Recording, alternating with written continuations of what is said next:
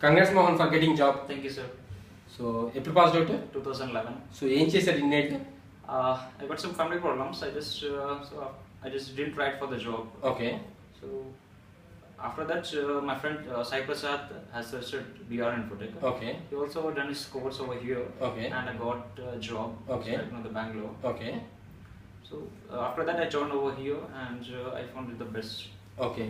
How many companies that you have been selected so far? 3 companies have been selected. Okay. Have you ever expected that you are going to get selected 3 companies after these many years of career gaps? No, as my technical skills were low and the things, so I just not get expected these things. Okay. And after joining this thing, I've upgraded the skills. So Okay. And how much salary you got? I got 25,000 per month. 25,000 per month. Okay, that's fine. So after you joined here, how many people got jobs in BRN? Best to many people have got the job. Okay. I didn't see maybe 1 or 2 people due to some reasons, but at most 99% have got the job over here. Okay. Okay. Have you ever seen like BRN who are getting jobs? Almost every people. Have you seen any training organization like this? No. Okay.